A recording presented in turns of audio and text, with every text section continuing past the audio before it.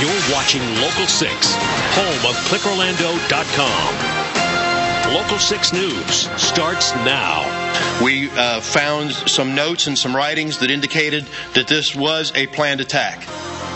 Breaking news, police stop a plan to kill students on the UCF campus, and detectives say this is the man who planned to unleash it. It's a plan that involved high-powered guns, hundreds of rounds of ammo, and explosives. Good evening, I'm Garrett Swanson. And I'm Lauren Rowe. This was close. Police say a former student had a plan they think he was about to pull off before he decided to shoot himself in his dorm. Now, police say his body was found just after midnight inside Tower 1. That's a dorm located right next to the UCF arena on the north side of campus. After they found his body, they found the guns and a backpack full of bombs. Now, Tony Pipitone has been digging into, the history of this man. Who was he? What was this all about? He'll join us in a moment. But Lewis Bolden is live at UCF with more on this plot. Lewis? Well, Lauren, the chief of police here at UCF says that this could have been a very bad day on campus. They just wrapped up a press conference inside this building. They say a former student planned an attack on campus, and they say he had the weapons and the ammunition to pull it off. Let's go ahead and show you his mugshot. UCF officials say 30-year-old James Sivakumaran, who was a business student, had left a note and a timeline outlining how he planned on killing several people, but at the last minute turned the gun on himself instead. Police say he pulled a fire alarm this morning around 12:20 in Tower 1 on the 3rd floor. When his roommate came out of his room, he pointed the gun at the roommate. The roommate then ran to the restroom and called 911. Now, police say Sivakumaran had an assault weapon, a handgun, several hundred rounds of ammunition, and improvised explosive devices. Since police were already responding to that fire alarm, they got there quickly, and they say he turned the gun on himself instead. Well, what we think is his timeline got off, and we think that the rapid response of law enforcement may have changed his ability to think quickly on his feet. And again, as our officers were approaching, we had the information because of the 911 call, so our officers came up and they were armed with, properly armed to deal with that kind of a tactical situation. Now, Sivakumaran was not currently enrolled in school here. He had not paid his fees at the start of the semester on January 7th. The university had started the process of having him removed from the campus, but it had not happened just yet. Again, authorities say they believe that he planned this attack, but instead, at the last minute, turned the gun on himself instead. We're going to continue to follow this, and we will have much more for you coming up at 6 o'clock. Lauren? Well, he had a backpack full of explosives, but what do we know about the guns? I mean, do we know where he got them, or were they legal? Yeah, they know that he got at least a couple of the guns from a gun shop in Orlando back in February. Lauren? All right, well, still a lot of unanswered questions, Lewis, but thanks for that report. All right, let's bring in investigator Tony Pipitone. So, Tony, what do we know about this guy, a 30-year-old living at the dorm? I know you've really been digging into his background. Yeah, well, 2 of his 3 roommates told police he was a loner. He did not have a lot of contact with others. And nothing we have been able to find contradicts that. We could not even find a Facebook account, which is pretty much standard for today's college students.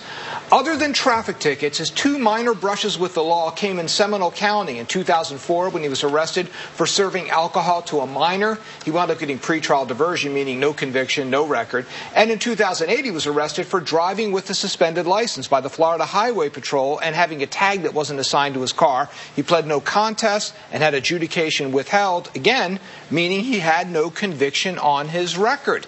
Even if he did, though, for those crimes, it would not have prevented him from buying the handgun and tactical rifle that he had with him when he killed himself today.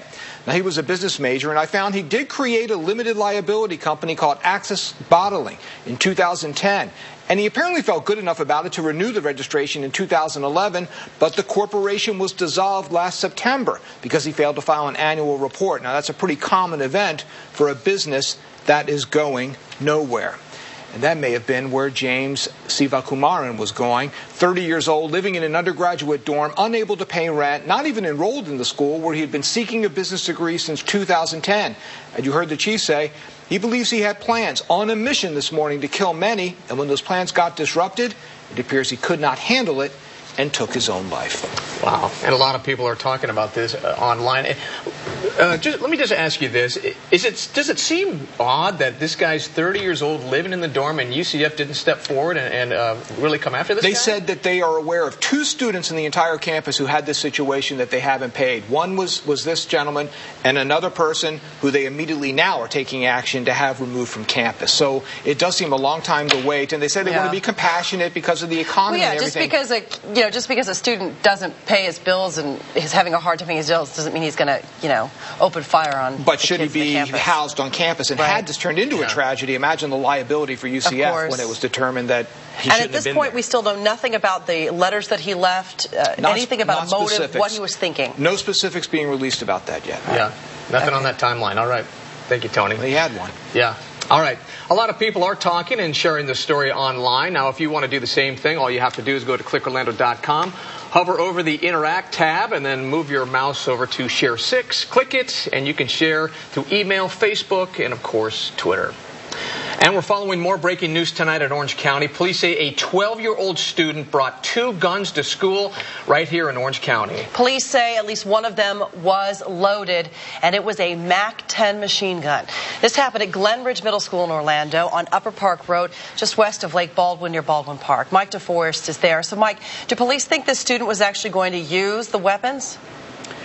No, Lauren. Police are not saying yet why they think this seventh grader brought the guns to school here, but they do not believe he intended to harm anyone. Around noon today, a school resource officer received a tip that a student had guns in his backpack. The officer detained the 12-year-old, and that's when he found a loaded machine gun described as a MAC-10, as well as a smaller .38 caliber weapon that may not have even been in working order. Police say the 7th grader had no intent to harm anyone and no previous criminal issues.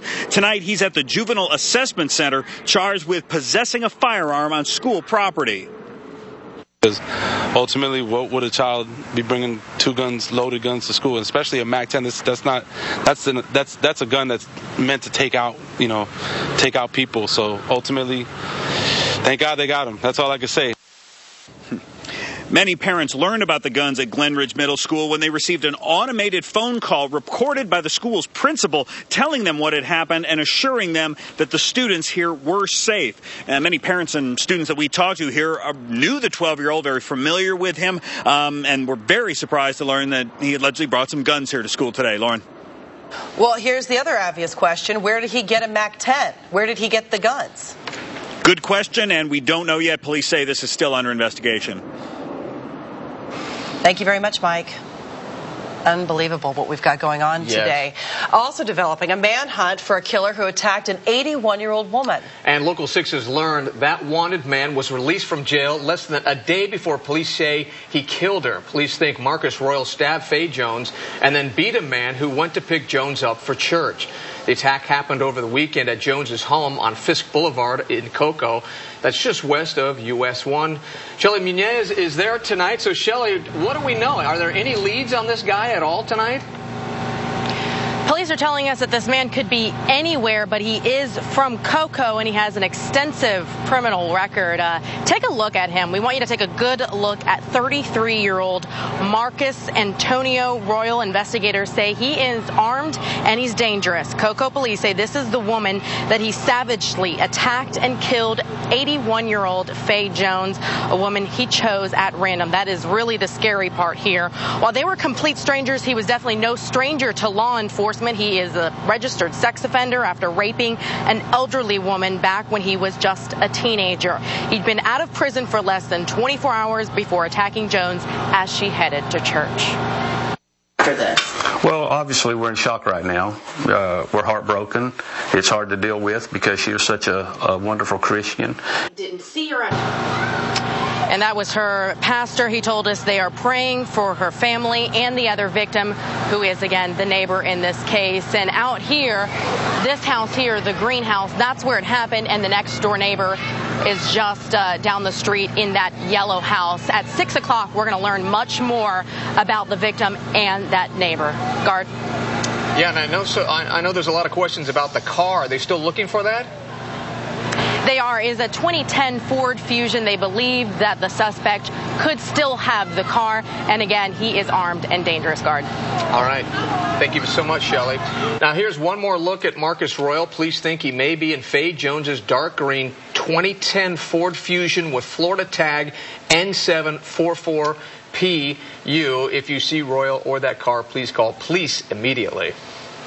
Right now, the Carnival Dream is heading back to Port Canaveral, and it could return as soon as tomorrow night. Right now, the cruise company is working to figure out what happened at port in St. Martin.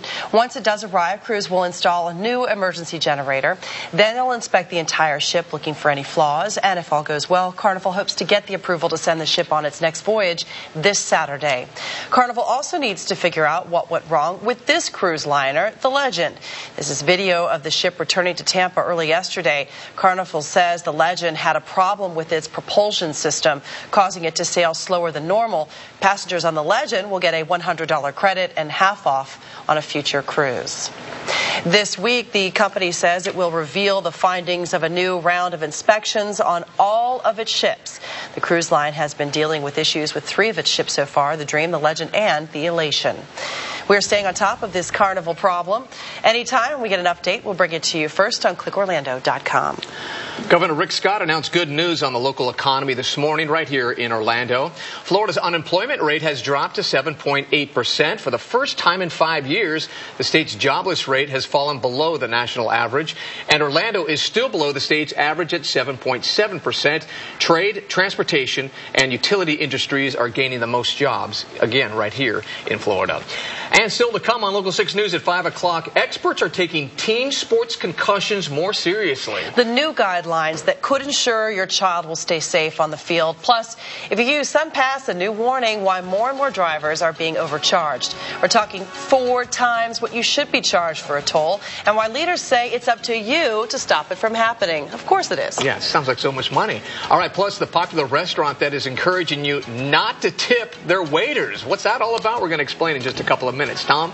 I won't tip them if they're really paying them. Are they really paying them? Yes. Okay, good. Hey, take a look at what's going on radar tonight, guys. Still a few stray showers out there, mostly in Osceola County. I'll track this, talk about those and what lies ahead for you for rain chances for tomorrow. And remember, you can get news, weather, and traffic alerts from Local 6 whenever you want. Download our clickorlando.com mobile app. Get updates from us when you are on the go. We're back in a minute.